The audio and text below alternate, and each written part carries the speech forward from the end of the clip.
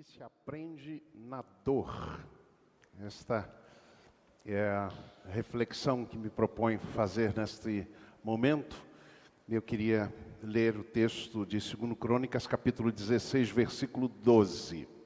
Diz assim: no ano 39 do seu reinado, Asa caiu doente dos pés, e era muito grave a sua enfermidade, e nem mesmo na enfermidade buscou ao Senhor, mas tão somente aos médicos. A tradução mais usual é: mas tão somente aos médicos. Que Deus aplique sua palavra em nossos corações. Há o texto em 3 João, capítulo 1, versículo 2, que João escreve ao amado Gaio, não? Um amigo seu. E ele escreve nesse sentido: amado, desejo que te vá bem em todas as coisas, e que tenhas saúde, assim como bem vai a tua alma. Esse texto é muito interessante, porque ele nos mostra qual é o propósito e o objetivo, o sonho de Deus, vamos dizer assim, para as nossas vidas. É que não apenas estejamos bem fisicamente, mas que também estejamos bem espiritualmente e emocionalmente. E a mesma coisa, vice-versa. Ou seja, que não apenas estejamos bem espiritualmente, mas que também tenhamos saúde, gozemos de saúde. Deus nos preparou para isto. Esse é o propósito, esse é o desejo de Deus. Mas, muitas vezes na história humana, a gente percebe que este ideal de Deus não se realizou.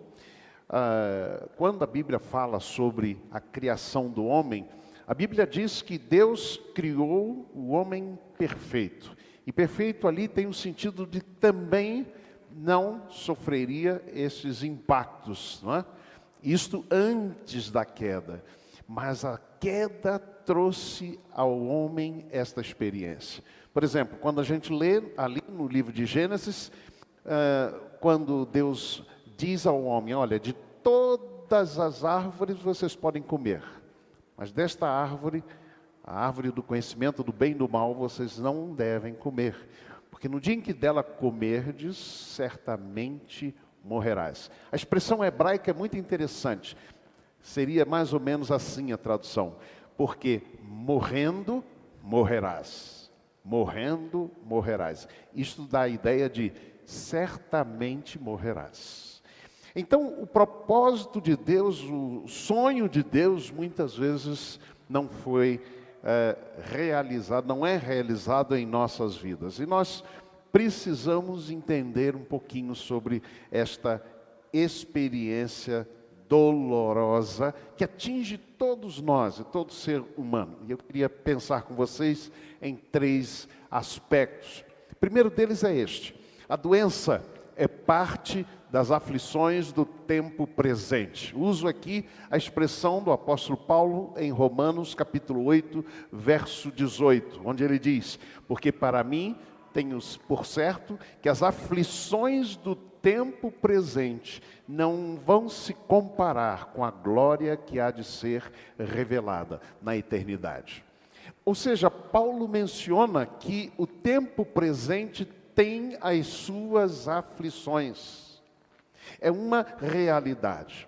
Nós encontramos a história do profeta Eliseu.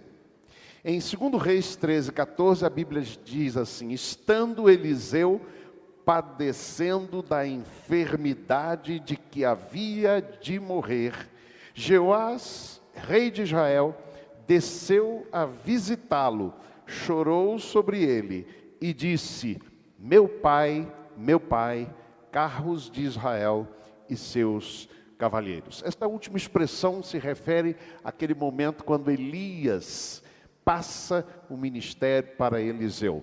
E se refere a este episódio. Mas é interessante que um profeta, usado por Deus, que ele tivesse essa experiência, não apenas da enfermidade, mas também a própria morte por conta da enfermidade. Isso nos traz esta perspectiva da presença da enfermidade na vida de todos nós, como sendo parte da realidade deste tempo.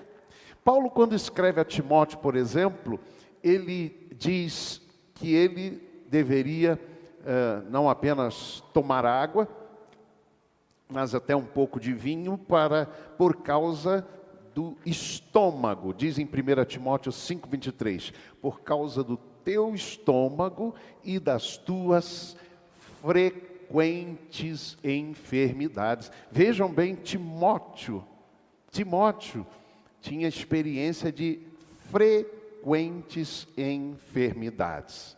Se a gente tivesse aqui na vida de Timóteo 3 amigos como Jó teve, o que é que esses amigos diriam para Timóteo? Vocês têm ideia do que eles diriam? Você está em pecado, Timóteo. Frequente enfermidade só pode ser pecado. Foi isso que disseram para Jó.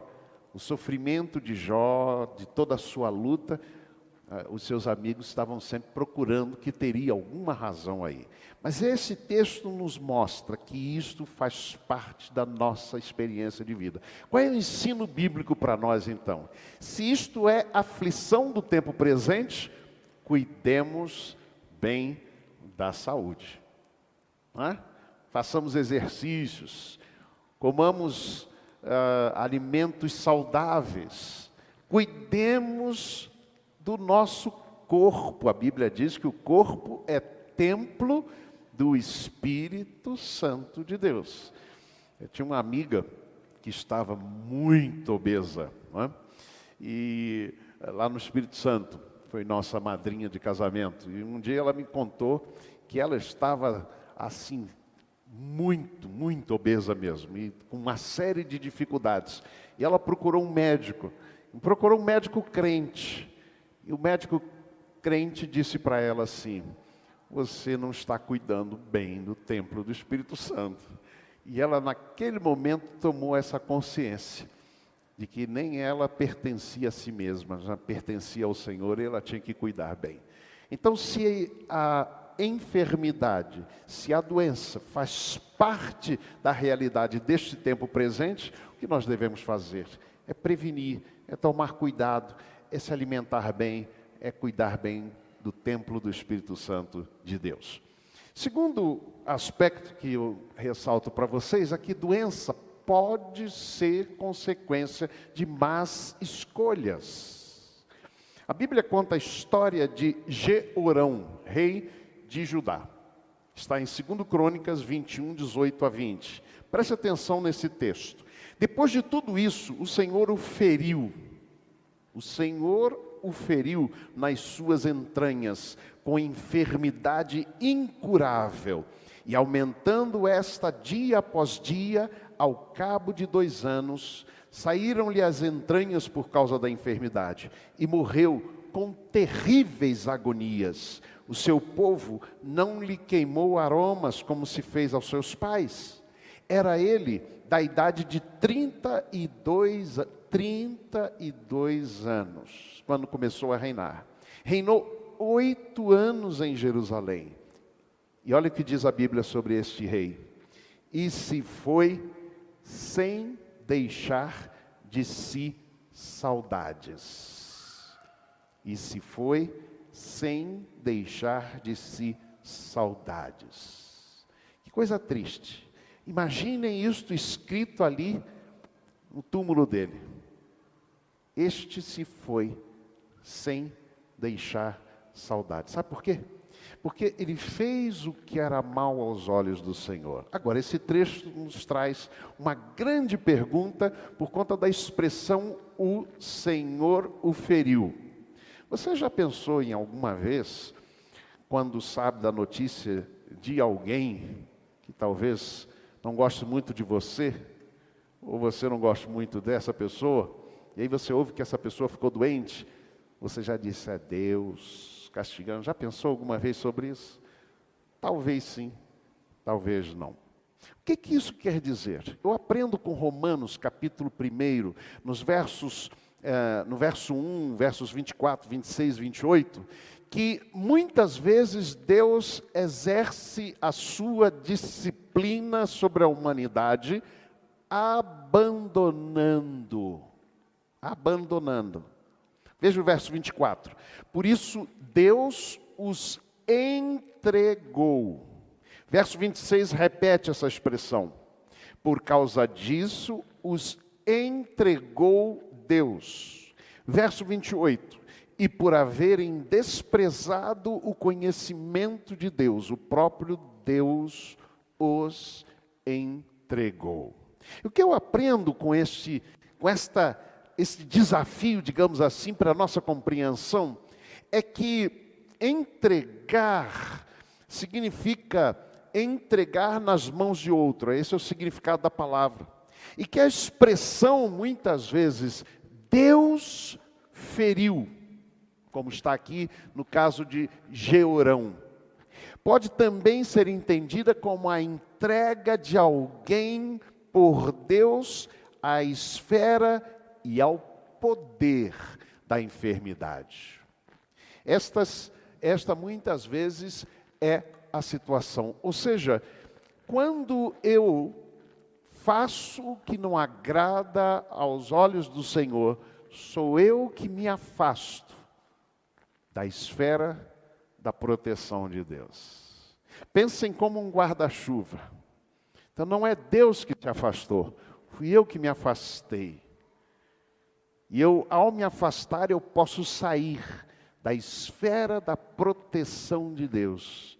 E isto pode muitas vezes ser entendido nesta direção. O que eu aprendo com esse fato, irmãos, é que quando nós fazemos más escolhas, nós podemos colher e muitas vezes vamos colher as consequências, os frutos dessas más escolhas. Seja o pecado, seja situações que muitas vezes nós fazemos algo obstinadamente contrário à vontade de Deus. Isso que pode gerar, que pode significar não apenas sair da esfera da proteção de Deus, mas com isso também a pessoa pode muitas vezes ficar doente e até morrer antes do tempo. Em Êxodo capítulo 23, 20 a 33, a Bíblia conta sobre o anjo de Deus que ia acompanhar o povo na caminhada do Egito, ali da saída do Egito. E é interessante que no verso 26, Deus recomenda que eles ouçam o comando e a voz de comando do seu anjo. E diz assim, se vocês obedecerem e seguirem o comando do anjo que envio adiante de vós. Olha o que diz o texto. O número dos teus dias completarei. O número dos teus dias completarei. Quando eu saio da esfera da proteção de Deus, talvez eu não consiga mais contar com esta realidade, com esta promessa. O número dos teus dias completarei. Paulo, em 1 Coríntios capítulo 11, fala sobre a celebração da ceia.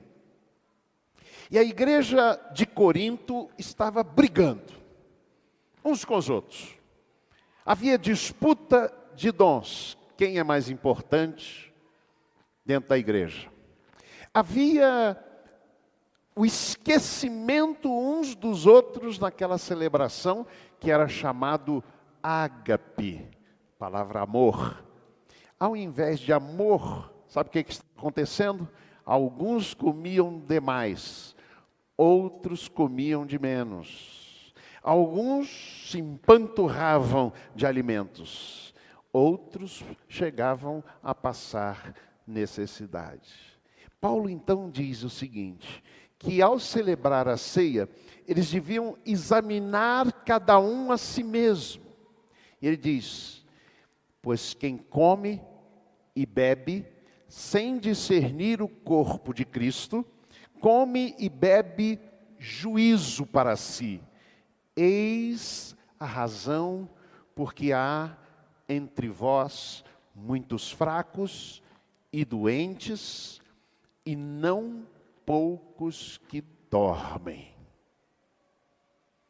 A escolha da intriga e da briga dentro da igreja de Corinto era uma má escolha, que trazia como consequência, Paulo deixa isso muito claro, fraqueza, doença e muitos que até já dormiam. A palavra muitos que já dormem se refere à mesma experiência da morte. Meus irmãos, o que eu aprendo aqui? Eu aprendo que quando eu faço mais escolhas, eu posso estar saindo da esfera da proteção de Deus. E aí Deus pode estar me entregando, na verdade, foi minha escolha, à esfera e ao poder da enfermidade. É por isso que Tiago recomenda algo para nós. Em Tiago 5, 14, 16, ele diz: está alguém entre vós doente? Ele diz: confessai as vossas culpas uns aos outros, para serdes curados. Confessai as vossas culpas uns aos outros, para serdes curados. Como é que a gente pode lidar com situações em que a doença pode ser a consequência e o fruto de uma má escolha? É exatamente eu procurando corrigir a minha má escolha. Terceira e última verdade que eu quero trazer sobre isso é: na doença, busque a Deus. E aqui está a história de Asa. Diz então, segundo Crônicas 16, versos 8, 12 e 17.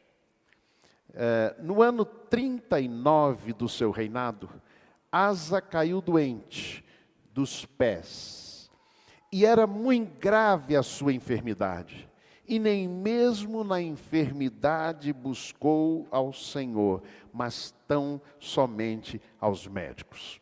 A história de Asa é muito interessante.